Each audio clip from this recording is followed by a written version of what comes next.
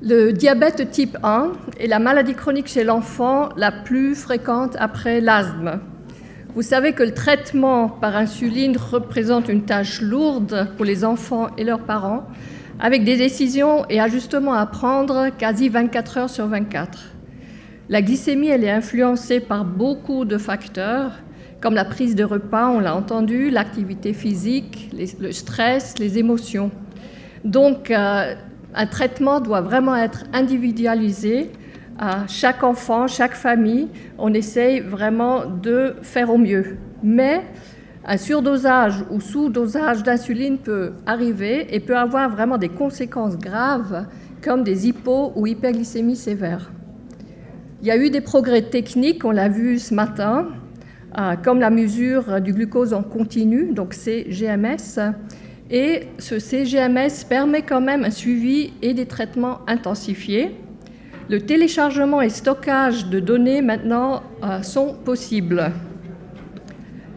Maintenant, combien de personnes vraiment utilisent le CGMS? Et là, j'aimerais vous montrer des chiffres qui datent de 2014, d'un registre aux États-Unis de diabétiques type 1. Il y a 17 317 personnes dans ce registre et il n'y a que 9%, donc 1662, qui portaient un capteur pour mesurer le glucose en continu.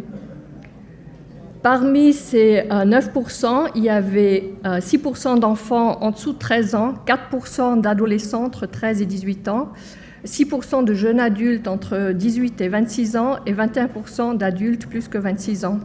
Et qu'est-ce qui s'est passé une année après? Il y a 41% qui ont arrêté le traitement ou le capteur. Pourquoi? Parce qu'il y a un inconfort dans 42% de personnes. La mise en place, c'était difficile pour 33%. Il y avait des problèmes avec l'adhésive quand même dans 30% des cas. Il y avait des problèmes aussi de fonctionnement technique de l'outil. 27% trouvaient qu'il y avait trop d'alarmes, c'était trop dérangeant pour la vie quotidienne. 25% trouvaient que ce n'était pas encore précis. Ça a interféré chez 18% avec l'activité physique. Et il y avait aussi des réactions cutanées, des allergies dans 18%. Donc, il y a encore des progrès à faire. Ces personnes qui ont utilisé le CGMS, qu'est-ce qu'ils ont aimé? C'est quoi l'information la plus utile? Et puis, vous voyez qu'il y a 92% qui trouvaient très utile d'avoir la direction de la glycémie. Donc, ça veut dire la flèche qui indique est-ce que la glycémie monte ou la glycémie baisse. Il y a 82% qui trouvaient très bien d'avoir des alarmes d'hypo ou d'hyperglycémie.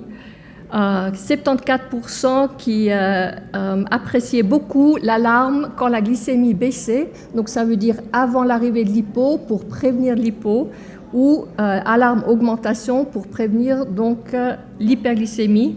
Et puis il y a 59% qui trouvaient très utile pour faire les adaptations des doses d'insuline.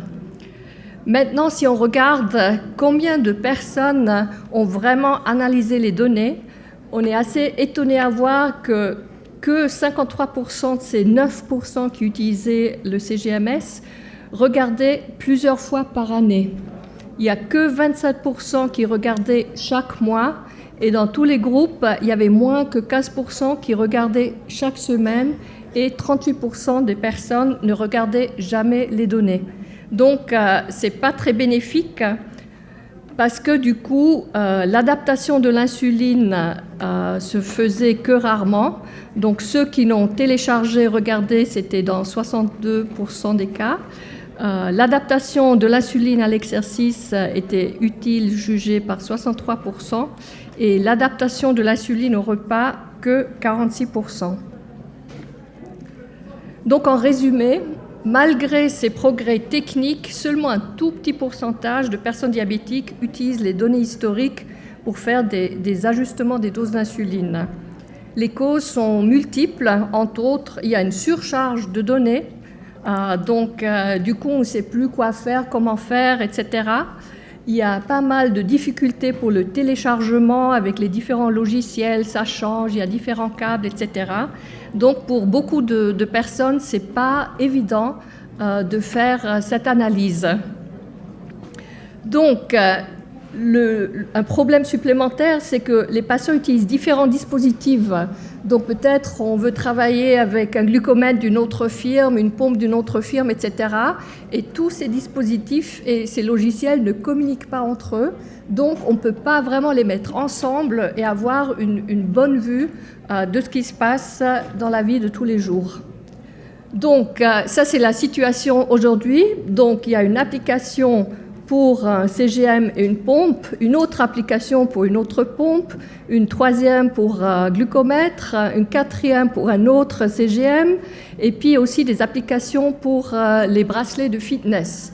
Mais ce qu'il faudrait avoir, c'est vraiment une plateforme qui intègre toutes ces informations, et après, la personne diabétique peut, soit sur l'ordinateur, soit sur le téléphone, vraiment regarder l'ensemble des données et faire une analyse. Et puis, on peut même s'imaginer que ces données pourront être utilisées pour la recherche et aussi intégrées dans le dossier électronique du patient. Donc, il y a une compagnie qui s'appelle Tidepool. C'est une compagnie, une organisation à but non lucratif qui est en train de créer cette plateforme. Et puis, elle est déjà sur le marché aux États-Unis. C'est une plateforme ouverte et indépendante des firmes qui va intégrer petit à petit tous ces dispositifs qui sont sur le marché. Et puis, donc, toutes les données seront accessibles par le patient et son équipe médicale s'il le souhaite. Et l'utilisation pour les patients et les hôpitaux sera gratuite. Donc, qu'est-ce qu'ils ont déjà réussi ils ont déjà eu des contrats avec différentes firmes. Donc, on sait que Dexcom, le G5 et le G4 vont être liés à Tidepool, l'Omnipod également, les pompes Medtronic, les appareils OneTouch, les appareils de chez Abbott, Bayer et Animas qu'on ne retrouve pas sur le marché suisse. Après, donc, il y aura une application qui s'appelle Blip Notes, qui va intégrer toutes ces informations. Donc, on peut accéder les glycémies prises avec n'importe quel appareil, le débit basal avec la majorité des pompes sur le marché, etc., la valeur moyenne et vraiment tout ce qu'on veut, l'activité physique, etc. Donc, ça, on attend vraiment avec impatience. Pourquoi ce n'est pas encore sur le marché suisse? Ils sont en train de travailler, de changer, parce que la glycémie aux États-Unis se mesure en milligrammes par décilitre et en Suisse, millimoles par litre. Donc, ils sont en train de faire les travaux pour pouvoir adapter ça. Et dès que c'est fait, l'année prochaine, on pourra l'utiliser. Maintenant, j'aimerais changer sur les applications mobiles. Donc, vous savez peut-être qu'il y a déjà plus que 1000 applications dans le domaine du diabète. Dans cet article, il y a une sélection à peu près d'une centaine d'applications. Ils ont regardé ce qu'ils font, donc ce qu'elles font. Donc, il y a 33% qui font un suivi des paramètres. Donc, on peut entrer les glycémies, les doses d'insuline, les nombres d'hydrates de carbone, mais c'est encore une entrée manuelle. Donc, ça demande quand même un travail non négligeable à chaque fois entrer ce qu'on va manger, la glycémie, etc. 22% d'applications sont là pour un apprentissage et un entraînement, 8% à peu près qui représentent que des données de base alimentaire, 5% sont liés à des réseaux sociaux, des blogs, il y a 5% qui ont des recettes de cuisine, il y a quelques calculateurs de bolus et quelques applications qui montrent des articles et journaux scientifiques. Et il y a encore des applications à part pour l'exercice et l'alimentation saine. Donc maintenant, qu'est-ce qu'on recommande comme application? Donc, pour nous, ce qui est vraiment important et pour vous aussi, c'est que ce soit bénéfique pour le patient. Donc ça, il faudrait le tester et la minorité de ces applications a vraiment été évaluée. Nous, on souhaite aussi pouvoir améliorer l'état de santé et puis c'est pour ça qu'actuellement, on teste une application genevoise qui s'appelle WebDia HUG qui a été développée par un informaticien père d'un enfant diabétique. Et puis, c'est vraiment lui qui a créé cette application avec la famille selon ses besoins. Et nous, on a travaillé en partenariat. C'est M. Mando qui est aussi assis dans la salle. Donc, si jamais vous avez des questions, je pense qu'il va être très content à vous répondre. Et puis, cette application, elle est gratuite. Vous pouvez la télécharger soit sur l'App Store ou Google Play. Qu'est-ce qu'elle fait, cette application? Donc, elle a été conçue vraiment pour les enfants. Donc, elle est très simple à utiliser. L'aide à calculer les doses d'insuline aux enfants qui ne sont pas encore capables de faire la règle de 3. Donc, vous savez peut-être, c'est qu'à partir de 13 ans que ces capacités mathématiques sont enseignées à l'école. On peut donc déterminer le contenu en glucides. L'application a été améliorée avec des photos, donc simples des aliments quotidiens, on va dire, pour évaluer le contenu en glucides. On peut aussi stocker des repas favoris. Et s'il y a une connexion Wi-Fi ou 3G, 4G, toutes les glycémies enregistrées par l'utilisateur sur un téléphone va automatiquement être diffusée sur tous les appareils mobiles de la famille, qui est accessible facilement par le patient et l'équipe médicale. Donc, si vous avez un enfant qui veut passer une nuit chez une copine, vous pouvez, à distance, depuis la maison, voir un peu comment ça se passe sans interférer dans la vie du jeune. Maintenant, ce qui manque encore, je vous ai dit, il faut entrer la glycémie manuellement. Et puis maintenant, avec la technologie qui avance, Abbott a mis sur le marché français l'application LibreLink. Donc, c'est une application qui permet de scanner le capteur Freestyle ou le Flash Glucose. Et au lieu d'avoir l'appareil fabriqué par Abbott, vous pouvez le faire avec votre téléphone mobile. Donc ça, c'est une première étape de vraiment pouvoir intégrer la glycémie sans vraiment devoir l'entrer manuellement.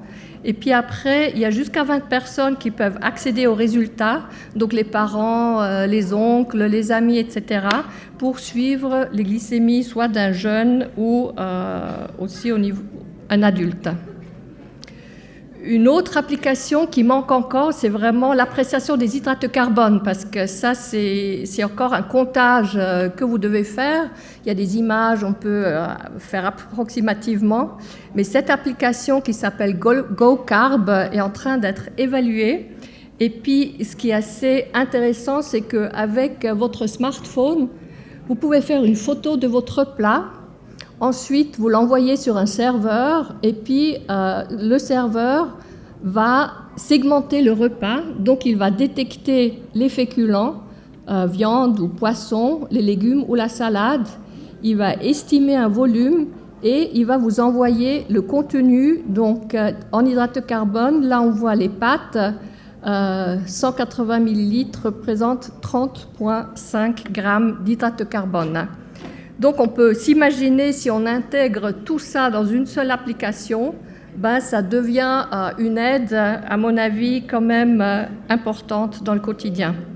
Donc, cette application, elle était testée avec 19 personnes diabétiques en Suisse pendant 10 jours. Ils ont analysé 60 repas d'un hôpital suisse, donc c'était fait à Berne.